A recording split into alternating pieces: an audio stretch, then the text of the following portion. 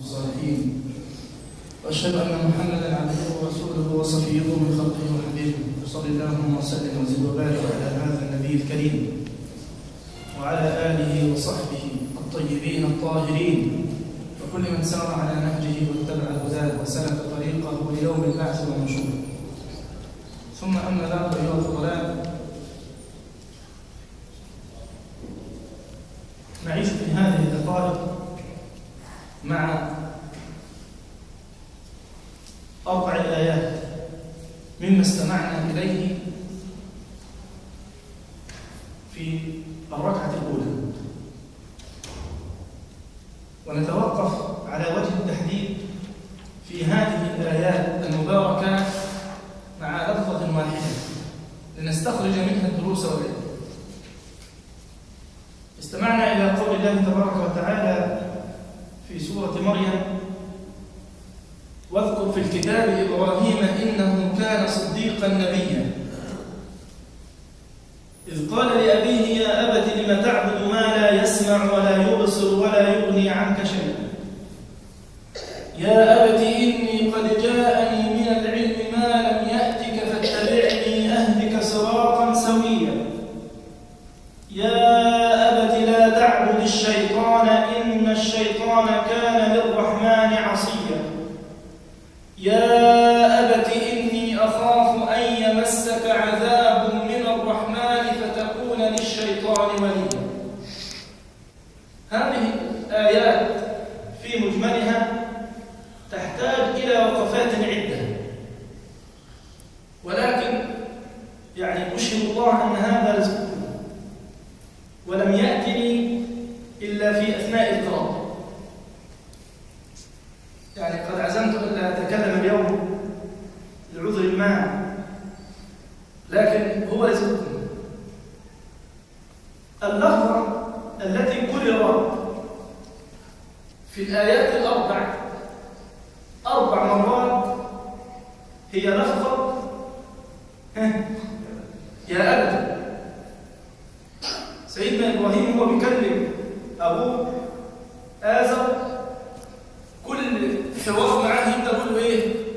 يا أبت. قبل ما نرجع لتاريخ الكلمة دي، يقول علماء اللغة أن كلمة الأب إذا اقترنت بالتاء فهي للتلطف. الواحد لما يقول له إيه؟ يا أبتي يا أبي، فيها رفق كده ولين ورقة. لما واحد يقول مثلا لشيخه مثلا إيه؟ يا شيخنا يا أستاذنا، بالإضافات دي فيها رقة وأدب ووقار عالي، بخلاف يقول إيه؟ يا شيخ أي شيخ، يا أب أي أب. لكن لما يقول لأبوه بالإضافة يا أبتي، ده بقى أدب عالي جدا. سيدنا إبراهيم يقول الكلمة دي لأبيه آزر، وكلكم يعلم من هو آزر.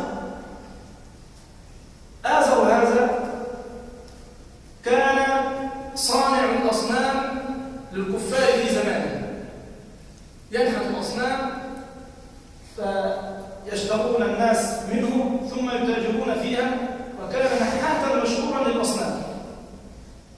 قصته مع سيدنا إبراهيم طويلة في القرآن الكريم، تحدث عنها القرآن. فسيدنا إبراهيم لما بدأ يدعو أبوه، مع إن أبوه إيه؟ أبوه إيه؟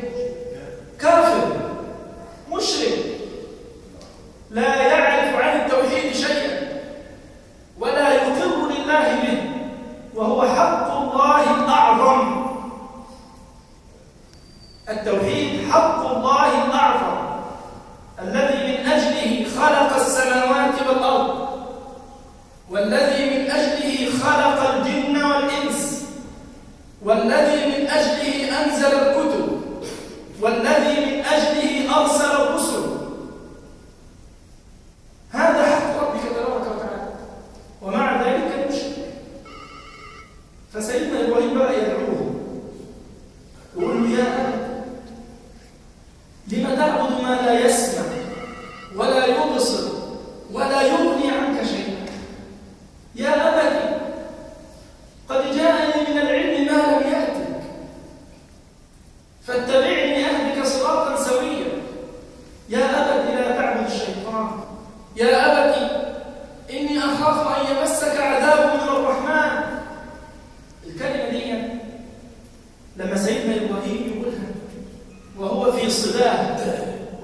شبابه، تمر الأيام تباعا ويبلغ نبي الله من العمر فوق 80 عاما ولم يرزق بولد،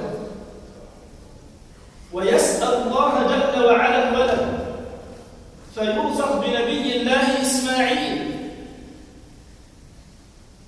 فيترعرع أمام عينيه ويدب على الأرض ويمشي خلفه ويراه يسعى أمامه. الاختبار الشديد الصعب، 86 سنة وولد وقالوا على الكبر وشايفه بيجري قدام عينيه ويرى رؤيا، ورؤيا الأنبياء حق، اذبح هذا الولد. فما كان من سيدنا إبراهيم إلا إنه يجيب الولد نبي الله إسماعيل عليه وعلى نبينا الصلاة والسلام وقال له تعالى. قال يا بني إني أرى في المنام أني أذبحك فانظر ماذا ترى. سيدنا إسماعيل قال إيه؟ حد معانا؟ أيوة، قال إيه؟ يا أبتي. الكلمة دي قالها من قبل كده أبوه سيدنا إبراهيم، قالها قديما فقيلت له في الكبر. قالها نبي الله إبراهيم لوالده فقالها ولده له. قال له يا ابني أنا شفت رؤيا إني لازم أذبحك. قال يا أبت افعل ما تؤمر. يا الله، دين عظيم يا اخوان، دين عظيم. البر والعقوق دين عظيم كبير. البر والعقوق في الكلمات، في الحركات، في السكنات، في النظرات، في الابتسامات، في عبوس الوجه، في كل شيء. هتشوفوا افعل ما شئت، اعمل ما شئت، فكما تدين تدان. يعني لو كان أبوك على قيد الحياة نسأل الله أن يطيل في أعمال الأحياء منهم وأن يرحم من توفاه الله منهم. إذا كان أبوك أو أمك على قيد الحياة بادر من الآن وقبل ما تحت أقدامهما. فتحت أقدام الأم قال النبي صلى الله عليه وسلم الجنة، والوالد لم يحرم من ثناء النبي صلى الله عليه وسلم.